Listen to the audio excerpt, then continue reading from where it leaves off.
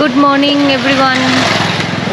আমরা পুরো রেডি হয়ে সেজে গুজে এখন বেরিয়ে পড়েছি। হোটেলের সামনে জাস্ট দাঁড়িয়ে আছি। এই যে আমাদের হোটেল, এর সামনে দাঁড়িয়ে আছি আমরা। আজকে আমাদের গন্তব্য হচ্ছে রানীক্ষেত। আজকে পুরো রানীক্ষেতটা ট্যুর করব।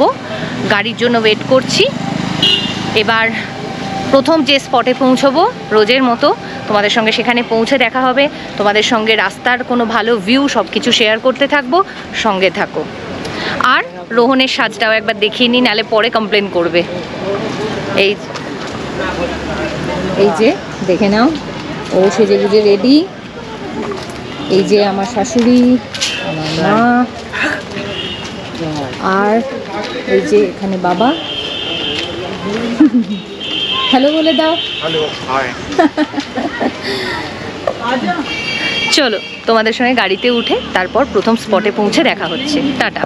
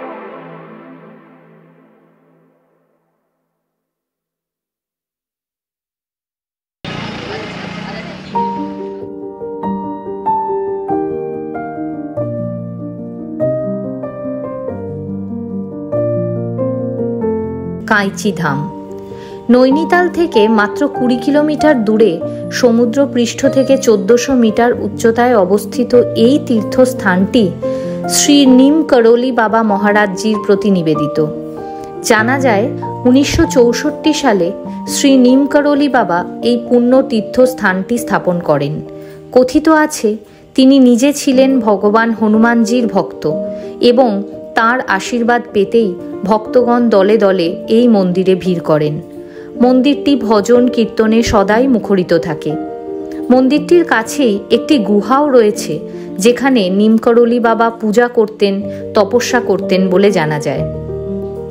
উত্তরাখণ্ডের মানুষ তাকে হনুমানজির অন্য রূপ বলে মনে করতেন। এই মন্দিরে কোনো প্রবেশ মূল্য নেই।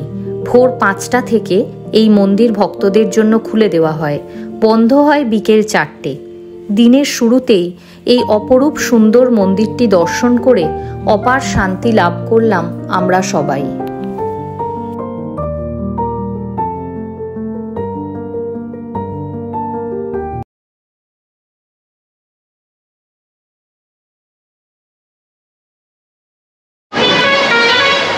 বন্ধুরা, আমরা কাঁইচি ধাম মন্দির দেখে এক্ষুনি বেরোলাম। দর্শন করে খুব ভালো দর্শন করেছি, কিন্তু দুঃখের বিষয় তোমাদের ভেতরে ঢুকে দেখাতে পারিনি, কারণ মেন গেট ক্রস করলেই ওখান থেকে মোবাইল বা ক্যামেরা কোনো রকম ফটোগ্রাফি স্ট্রিক্টলি নিষিদ্ধ, যে কারণে ওরা আমরা কোনোভাবেই কিছু নিজেরাও ইনফ্যাক্ট ভেতরে কোনো ফটো তুলতে পারিনি, ভিডিও তো অনেক দূরের কথা। সো তোমাদেরকে ভেতরটা তো দেখাতে পারলাম না, দুঃখিত তার জন্য, কিন্তু যেখানকার যেটা সিস্টেম সেটাকে তো সম্মান করতেই হয়। তো তবুও তোমাদের বাইরে থেকে আর একবার দেখিয়ে নেব। সুন্দর মন্দিরটার পাশে একটা পাহাড়ি নদী বয়ে যাচ্ছে, অদ্ভুত সেই সাউন্ড পাহাড়ি নদীর, সঙ্গে মন্দিরের মনোরম পরিবেশ, সব মিলিয়ে মনটা একদম প্রসন্ন হয়ে গেল। সকালবেলা এরকম একটা দর্শন খুব খুব ভালো লাগলো। প্রত্যেকে এনজয় করো।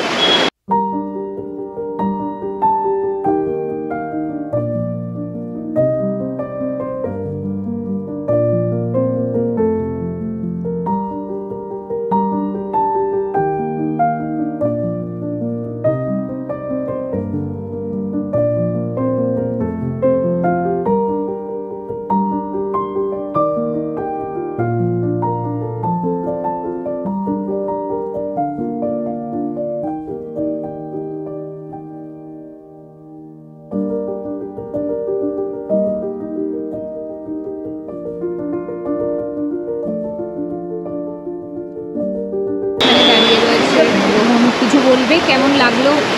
দারুণ লাগছে, ট্যুর শুরু খুব ভালো। আজকের ট্যুর শুরু খুব ভালো, একটা শান্তিপূর্ণ জায়গা দিয়ে। চলো, সবারই এখন মন শান্ত, আর বেশি কথা বলবো না। 2 মিনিট আমরা এখানে থেকে আরও একটুখানি উপভোগ করি প্রাকৃতিক শোভাটা, তারপর তোমাদের সঙ্গে আবার নেক্সট স্পটে দেখা করছি।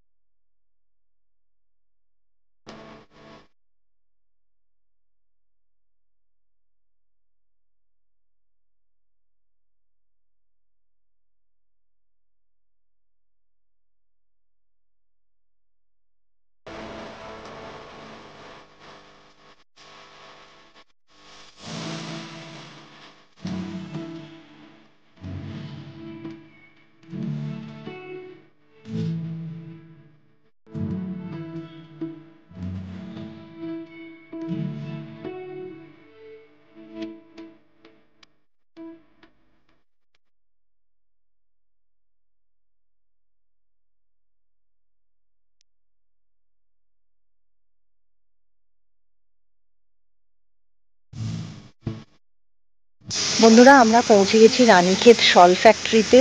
আমার পিছনে এই যে বিল্ডিংটা দেখতে পাচ্ছ, এটা হচ্ছে এখানকার শল ফ্যাক্টরি।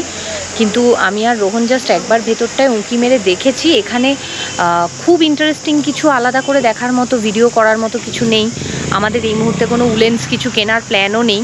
যা শপিং ছিল সেগুলো আমরা নৈনিতালেই করে নিয়েছি, যে কারণে কষ্ট করে মা বাবাদেরকেও আর গাড়ি থেকে নামাইনি। আজকে অল ওভার ওয়েদারটা যথেষ্ট ব্রাইট সানি থাকলেও মাঝে মাঝেই পাহাড়ের ওপর দিকটায় মেঘ চলে আসছে। তো আমরা চেষ্টা করছি রানীক্ষেতের ভিউ পয়েন্টে যতটা সম্ভব তাড়াতাড়ি পৌঁছে যাওয়ার, যদি পিকের দেখাটা পাই আর কি। কারণ নৈনিতালে এসে থেকে এখনও আমরা ভিউ পয়েন্ট থেকে তো বরফ চূড়া দেখতে পাইনি।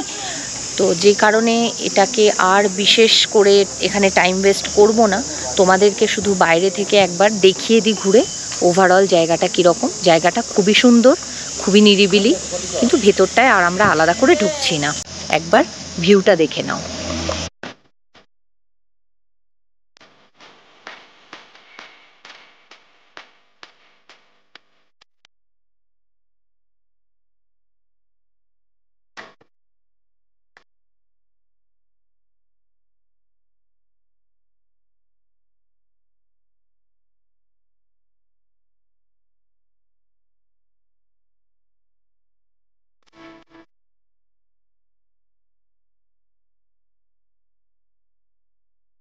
বন্ধুরা, আমাদের পরবর্তী গন্তব্য হলো মনকামেশ্বর মন্দির। 1978 সালে স্থাপিত এই মন্দিরটির অবস্থান রানীক্ষেতের নরসিংহ ময়দানের কাছেই। মন্দিরটি একেবারেই ভারতীয় সেনাবাহিনী অধ্যুষিত এলাকায় অবস্থিত। এই মন্দিরে অধিষ্ঠিত দেবদেবীদের মধ্যে রয়েছেন মা কালী, মহাদেব ও রাধাকৃষ্ণ। এই মন্দিরের শান্তিপূর্ণ পরিবেশ এবং প্রাকৃতিক সৌন্দর্য সকলের মনকে আকৃষ্ট করবেই। কাছেই আছে একটি গুরুদুয়ারা, চাইলে সেটিও ঘুরে দেখে নেওয়া যেতে পারে। বন্ধুরা, আমরা এইমাত্র পৌঁছলাম মনকামেশ্বর মন্দির। এটা রানীক্ষেত শাল ফ্যাক্টরি থেকে একদম জাস্ট 5 মিনিটও লাগবে না গাড়িতে, একদম কাছে। প্রচণ্ড ফাঁকা, কোনো লোকজনের ভিড় নেই, শান্ত নিরিবিলি নির্জন জায়গা। অনেকটা জায়গা জুড়ে বিস্তৃত মন্দিরটা, তোমাদেরকে দেখাচ্ছি। এবং মন্দিরের ঠিক উল্টো দিকে রয়েছে একটা গুরুদুয়ারা। দাঁড়াও, তোমাদের সঙ্গে ভিউটা শেয়ার করি।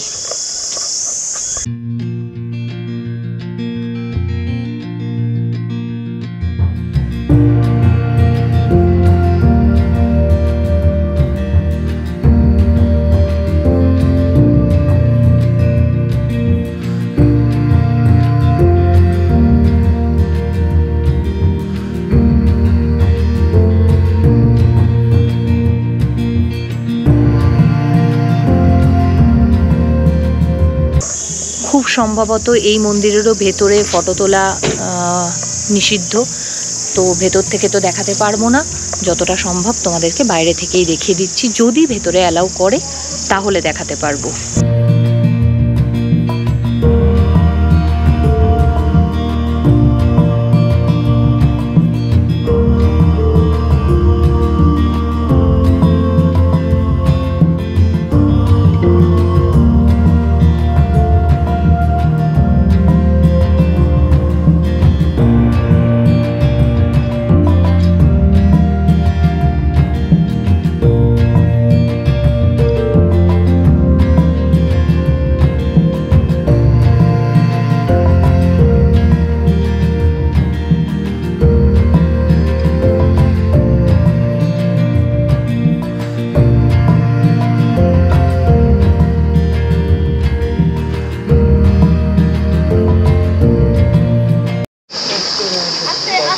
আমরা এখন রয়েছি কালিকা মন্দিরের ঠিক সামনে, মা কালীর মন্দির। একটুখানি সিঁড়ি দিয়ে উঠে খুব সুন্দর একটা জায়গা, জঙ্গলের মধ্যে দিয়ে যেতে হবে।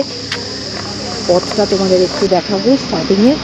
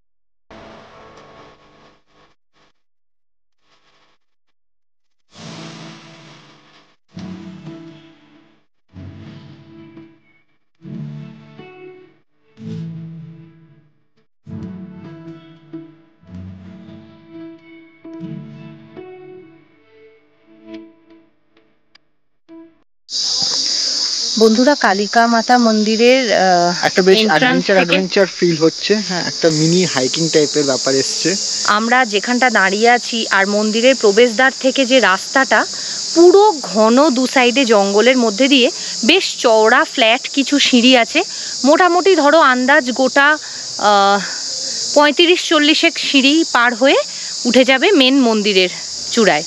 তো চারদিকের ভিউটা পুরোটাই সিঁড়ির শুরু থেকে মন্দির অবধি তোমরা যেটা পাবে সেটা আমি দেখিয়ে দিচ্ছি।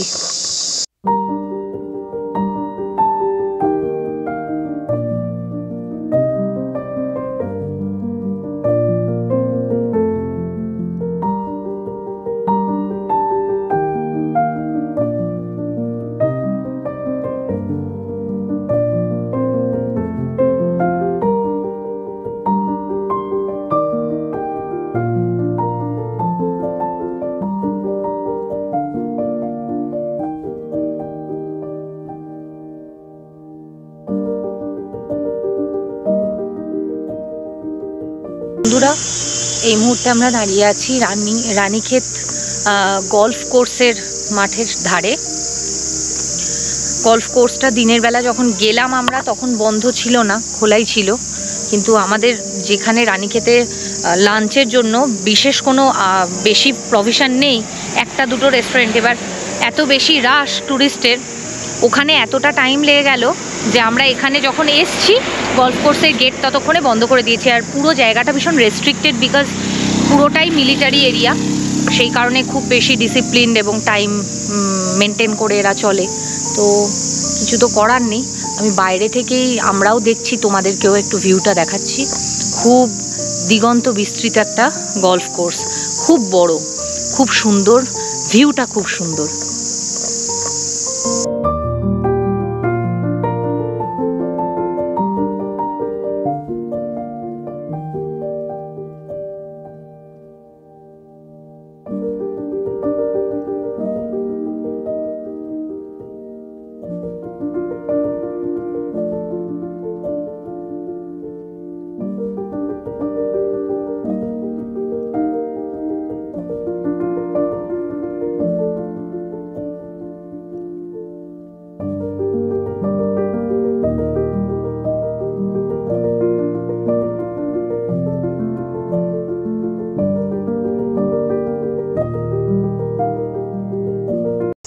এবার আমরা এগোই আমাদের নেক্সট গন্তব্যের দিকে।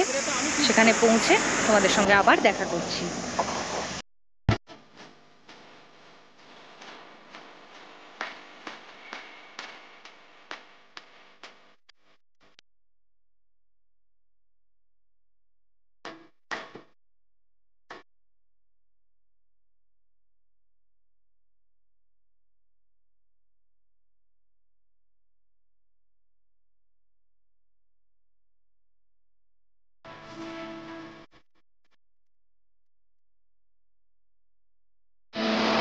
বন্ধুরা, এখন বাজছে বিকেল 4:30।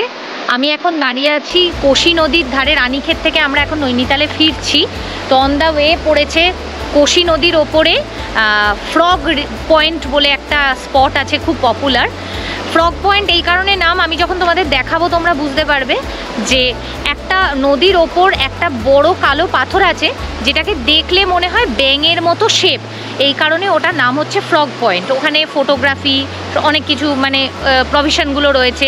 প্লাস কোশি নদীটার ধারাটা এত সুন্দর যে ওইটাই ইটসেলফ একটা এত মানে দৃশ্য শোভন একটা ব্যাপার। তার সঙ্গে পাহাড়ি নদীর আওয়াজ, সেটা তো তুলনাহীন, আমার কাছে অন্তত সেটা তুলনাহীন।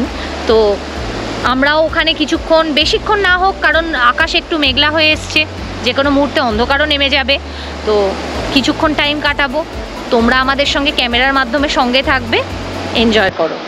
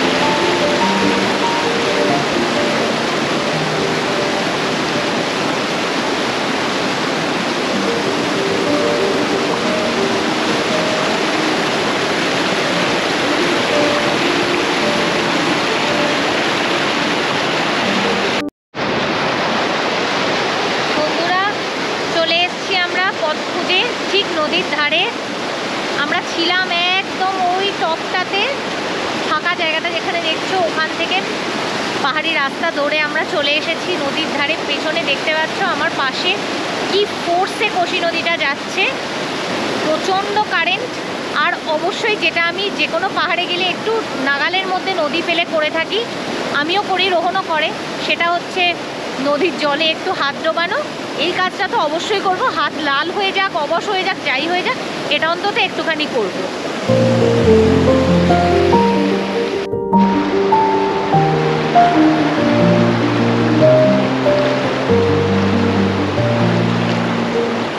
অপূর্ব সৌন্দর্য, অপূর্ব, মানে এইসব সৌন্দর্য বলে বোঝানোর নয়।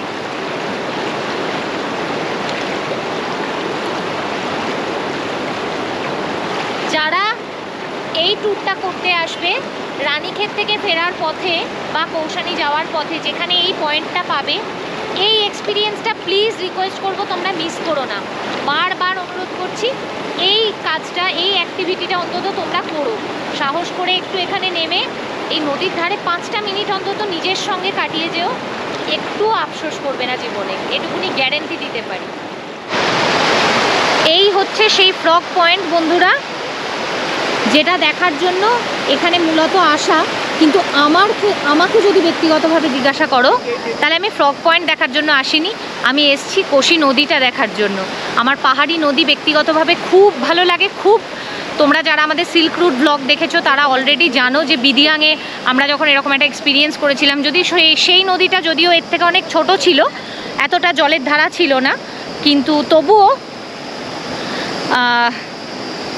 এবার তার তুলনায় তো এটা আরও অনেক বেশি সুন্দর। তো যাই হোক, আমি এসছি মূলত এটার জন্য। তোমাদেরকেও বলবো, আবারও বলবো, এই এক্সপিরিয়েন্সটা মিস করো না। এখানে তোমাদের ফ্রগ পয়েন্ট ভিউটা আরও আরেকবার দেখিয়ে দিই।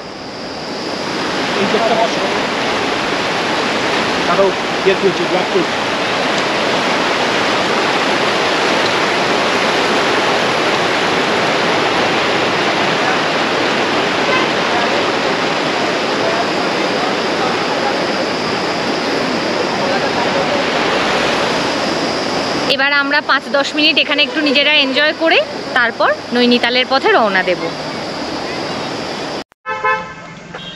মানে পাহাড়ের সৌন্দর্য যে কতটা আনাচ কানাচে লুকিয়ে থাকে সেটা তো পাহাড়ে না এলে বোঝা যায় না। জাস্ট গাড়ি থেকে যেতে যেতে একটা রাস্তার ধারে পয়েন্ট, এটা কোনো পপুলার ট্যুরিস্ট স্পট নয়, কিচ্ছু নয়, কিন্তু একটা পয়েন্টে আমরা এত অদ্ভুত একটা স্বর্গীয় সৌন্দর্য দেখলাম যে রাস্তার ধারে গাড়ি দাঁড় করিয়ে আমরা নেমেছি, নিজেরাও একটু 2 মিনিট দেখবো আর অতি অবশ্যই এই ভিউটা তোমাদের সাথে শেয়ার করব বলে। আর কোনো কথা হবে না, জাস্ট আমি ক্যামেরাটা ঘোরাবো, তোমরা ভিউটা এনজয় করো।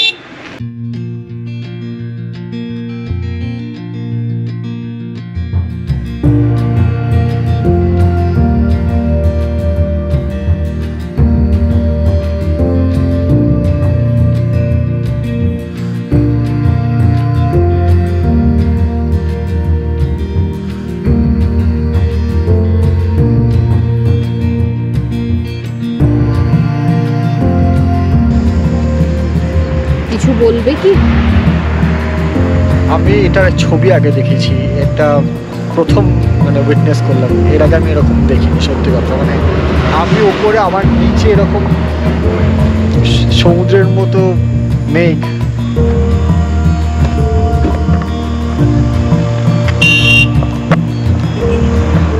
মনে হচ্ছে যেন কেউ ওরকম সাদা ধোঁয়ার চাদর বিছিয়ে রেখেছে, আকাশটা যেন নেমে এসছে পুরো পাহাড়ের খাদে। এত অদ্ভুত সুন্দর, অদ্ভুত সুন্দর। আশা করি তোমাদের সাথে শেয়ার করে তোমরাও এটা উপভোগ করেছো এবং তোমাদেরকেও ভালো লাগাতে পেরেছি দৃশ্যটা। এই সমস্ত টাইমে বেশি কথা বলা মানে সেটা খুবই ধৃষ্টতার একটা ব্যাপার হয়ে যায়, কেন প্রকৃতির এইসব সৌন্দর্যের কাছে প্রত্যেকেরই মাথা নত হয়।